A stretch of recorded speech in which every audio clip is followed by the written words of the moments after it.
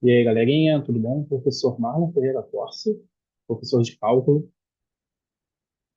Estou aqui para mostrar para vocês que a matemática é uma coisa bem tranquila quando praticada. Vem comigo.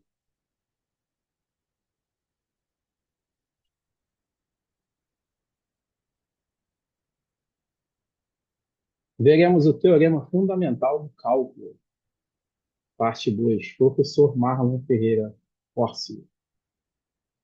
Os objetivos da aula: identificar a relação entre a derivada e a integral e resolver integrais indefinidas e definidas. Então, no teorema, né, do básico ali do cálculo, ele fala o seguinte: a derivada, quando é em relação a x, simplesmente a gente sai daquela ideia de limite, né? Limite do x tendendo ao x zero, sendo que esse x zero, que quando for subir pelo x, ele vai chegar bem próximo do valor zero, não vai ser o zero, porque não tem uma divisão por zero. E eu vou ter aqui a variação também do y, né? O y final menos o y inicial, representado por fx menos f de x zero. Ou seja, limite, porque eu quero esta tendência aqui de valores indo a zero, ou seja, o menor possível, a menor distância entre eles. Então, essa variação aqui vai ser vista dessa maneira. Isso aqui é o conceito básico de derivada. E quando a gente trabalha com a ideia de derivada, a derivada faz o quê? A gente trabalhar com uma inclinação de uma reta, trabalhando com a tangente. A gente trabalhar com a ideia de máximo, mínimo, local. Exemplo, uma montanha-russa, como eu estou vendo aqui, ó, eu tenho vários pontos críticos, né? O que seria pontos críticos? Seria pontos onde eu tenho uma maior ou menor variação. Aqui, ó, máximo local, mínimo absoluto, máximo local, mínimo local, máximo absoluto. Então, eu consigo fazer o estudo desses pontos aqui se eu utilizo a derivada de uma determinada função que me dá, né, este contorno. Um exemplo básico é a montanha-russa, né? Tem a montanha-russa aqui, ó, que eu trabalho com várias curvas aqui, vários pontos de máximo e mínimo aqui, várias amplitudes a serem consideradas. E nada mais justo do que saber o que é o inverso da derivada. O que é o inverso da derivada? É a integral. Então, a integral é o inverso da derivada. Se eu faço a derivada da função, tem como eu voltar para a minha função original. Vamos que vamos agora, galera. O teorema fundamental do cálculo, ele trata da seguinte situação matemática. Se f for contínua em AB, ou seja, eu tenho uma reta de A até B, valores A e B definidos, né? Onde ser contínua quer dizer que eu não tenho nenhum buraco ali. É como se eu andasse numa rua e ela fosse lisa, não tenho nenhum buraco no chão. Eu posso andar em toda a rua sem ter problemas. Então, a função f definida por f de x vai ser igual a essa integral aqui, onde eu tenho a variação de a a x, né? f dt. Ela é contínua em AB e diferenciável em AB. O que ele está dizendo aqui? Ele está dizendo que se existe a derivada, automaticamente eu consigo aplicar a integral no resultado e voltar à minha função característica. Aí ele chega através desta notação matemática e diz, ó, a antiderivada é a integral. Então, se eu tenho uma integral aqui de uma função e eu faço a derivada, uma vai cancelar a outra e vou chegar na minha função. Se eu tenho o inverso também, um vai cancelar o outro e vou chegar na minha função. A mesma coisa quando a gente trabalha no dia a dia. Qual é o inverso da multiplicação? A divisão. Qual é o inverso da soma? A subtração. Qual é o inverso do log? A exponencial. O log, claro, a gente tem as variações, base 10 ou exponencial, que a gente fala que é o ln. E assim sucessivamente, não é? Vamos ver um exemplo do que eu falei aqui. Fisicamente, quando a gente tem uma função que nos dá um deslocamento, a derivada desse deslocamento é a velocidade. E a derivada da velocidade automaticamente vai ser a aceleração.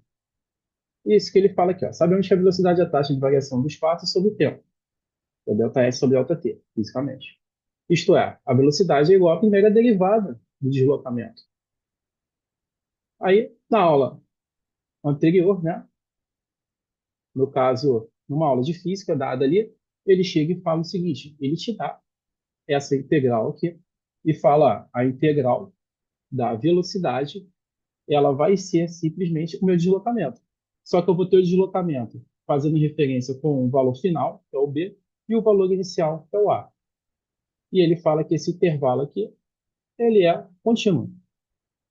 O que ele quer dizer com isso aqui? Se eu fizer a integral, na minha substituição, eu vou ter o deslocamento final menos o deslocamento inicial.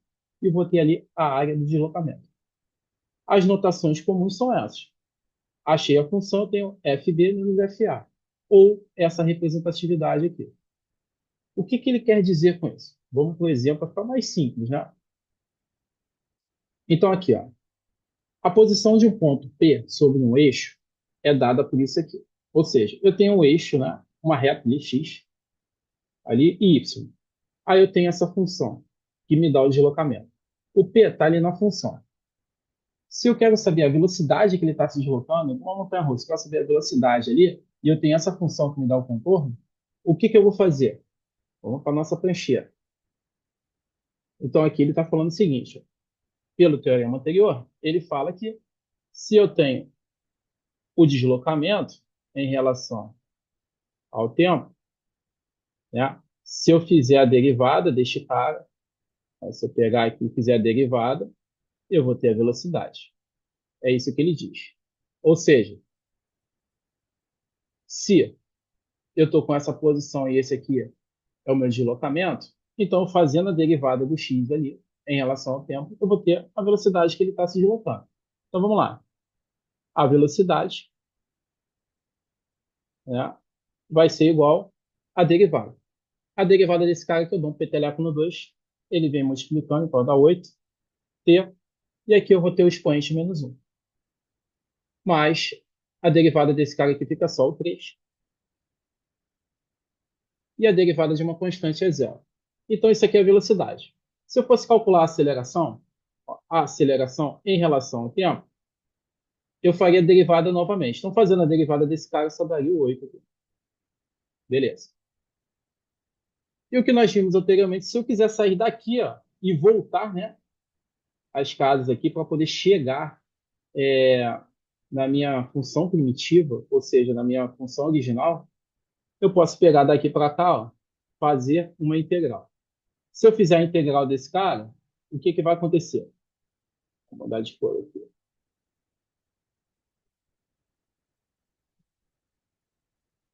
Então, para o vermelhinho. Aqui, ó, daqui para cá, eu vou fazer uma integral. E daqui para o x de t, eu vou ter que fazer uma outra integral. Vamos ver por etapa aqui. Então, ó, se eu fizer a integral 8 dt, o que eu vou ter ali? 8t mais c, porque eu não tenho limitadores aqui para me dar a condição inicial, né? Então, aqui, 8t mais c. Notem, isso aqui é uma família de soluções que se enquadra nesse caso aqui, onde aqui ó, o c é igual a 3. Então, aqui eu já estou provando que a minha integral é uma antiderivada. Se eu olhar para esse carinha aqui e fizer, ó, vamos lá, integral 8t mais 3, olha que goiabex isso aqui. Olha só. Onde eu tenho t, eu vou repetir. É como se fosse x elevado a n, né? N mais 1 sobre N mais 1. Onde eu só tenho um número, eu vou repetir o número e colocar a letra ao lado.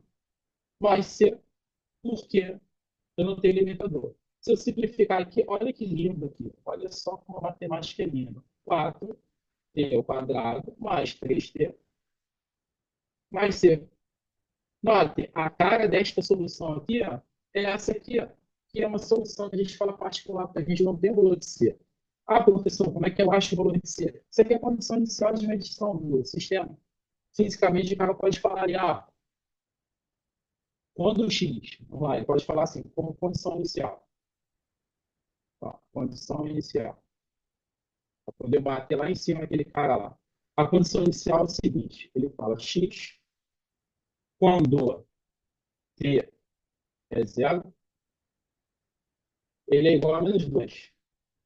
Se eu substituir nesse cara aqui, o que eu vou ter? Zero aqui, ó, vai tudo para o saco, eu vou ter C igual a menos 2.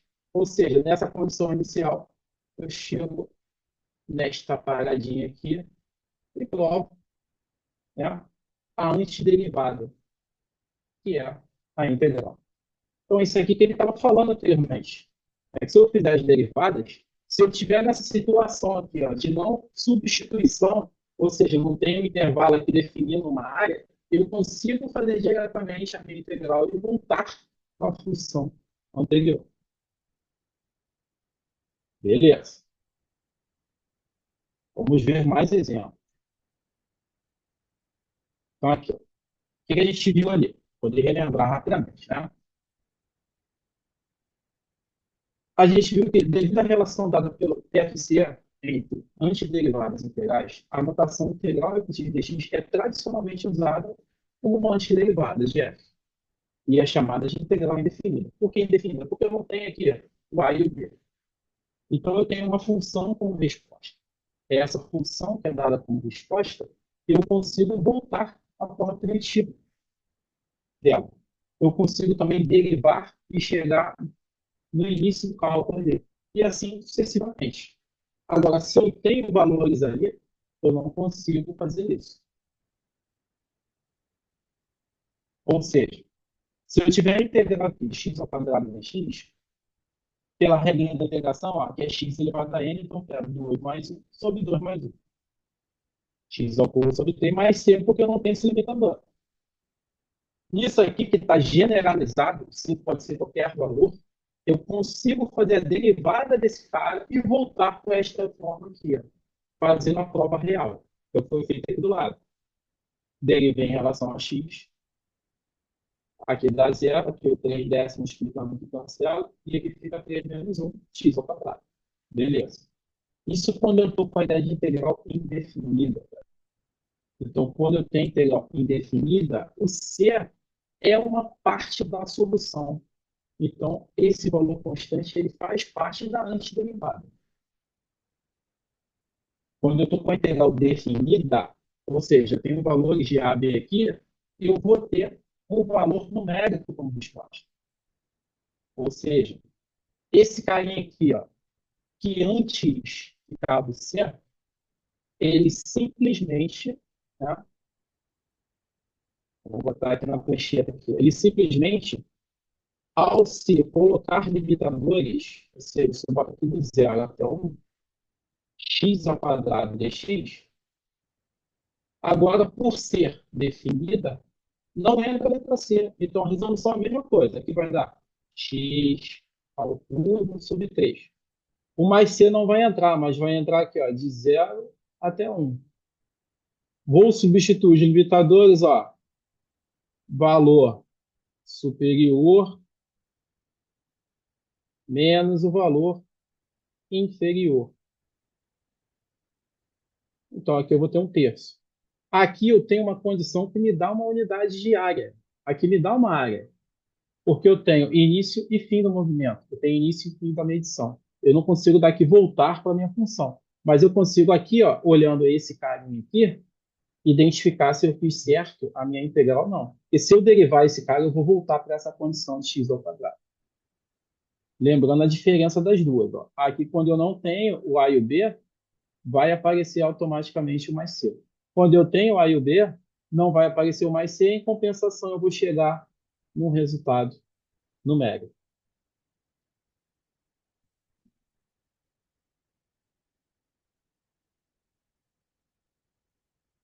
Vamos para um exemplo.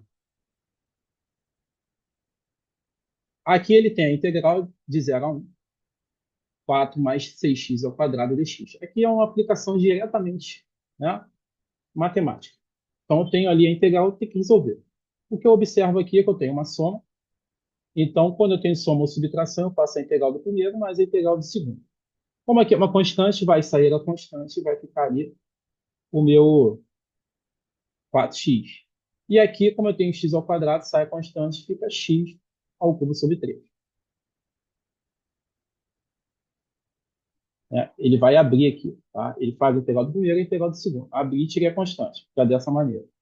Tá dessa maneira aqui. Agora, a integral de dx, se eu olhar na minha tabela, sempre vai aparecer a letra que está a variação, que é o x. Então, 4x de 0 a 1. E aqui, ó, quando eu tenho x ao quadrado, é aquela formulazinha de x elevado a n, né, que é x elevado a n mais 1 sobre n mais 1. Então, ó, antes de chegar nesse salto aqui, vou botar aqui do lado aqui as formulações que foram utilizadas. Então, aqui, nessa situação aqui, eu tenho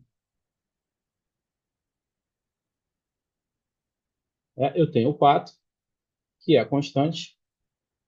Quando a integral dx vai ficar o x na variação de 0 a 1. Nessa situação aqui, eu tenho o meu 6, que é uma constante. Quando eu tenho x elevado a 2, eu tenho aquela situação da integral que é x elevado a n mais 1, que seria 2 mais 1, sobre 2 mais 1, na variação de 0 a 1. Agora aqui é só substituir. Então aqui no lugar do x vou botar 1 e vou botar o 0. Então superior menos inferior. É o que ele fez aqui embaixo. E aqui a mesma ideia, vai botar superior menos inferior. Isso aí vai dar 1/3, então 6 vezes 1/3. E aqui vai dar 4. Então 4 mais, divido aqui, ó, 2. 6 unidades de área. E assim fechou a nossa continha ali direta.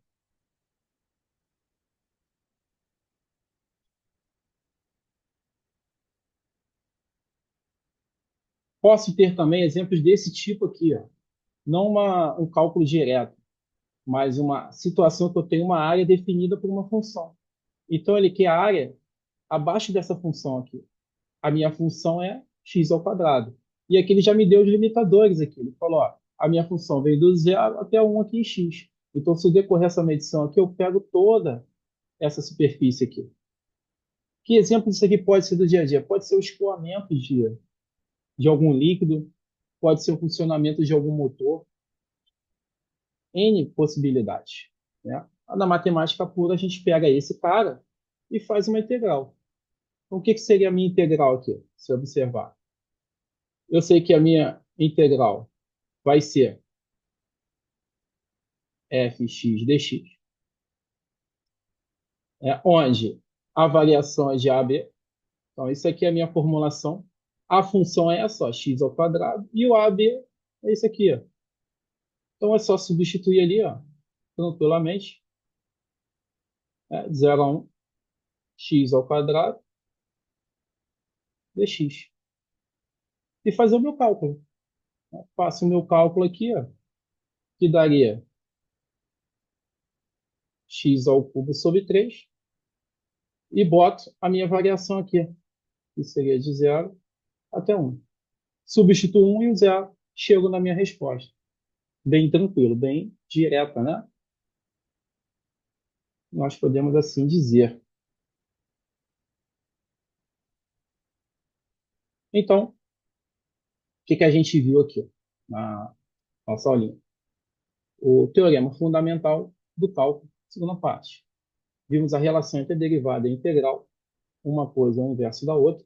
Então, se eu faço a derivada através da integral, eu volto à situação inicial. Se eu faço a integral e faço a derivada, eu volto à situação inicial. Então, eu consigo fazer a prova matemática. Só tem que tomar cuidado quando eu tenho substituições numéricas, que não tem como voltar, né? Eu tenho que estar sempre na equação, ou seja, na forma genérica.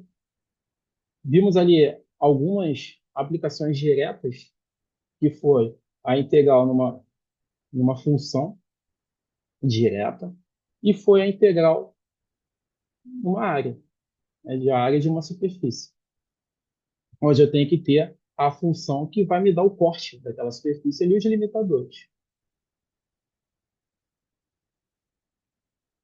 As referências utilizadas foram o Stewart, Shenton, Leithoud, Fleming. Aconselho sempre começar pelo Leithoud, ele é bem de fácil acesso, vem com muitos exemplos, muitas explicações adicionais. O Stuart já é um pouquinho mais puxado, ele tem a ideia de que você já trabalha aquilo ali há um tempo, tem o conhecimento mínimo para poder continuar. Mas todos esses, tá? Todos esses aqui são de uma ótima qualidade e ótimos para o estudo. Só que tem sempre aqueles que a gente trabalha mais, que no meu caso são esses dois. Obrigado. por assistir a minha aula.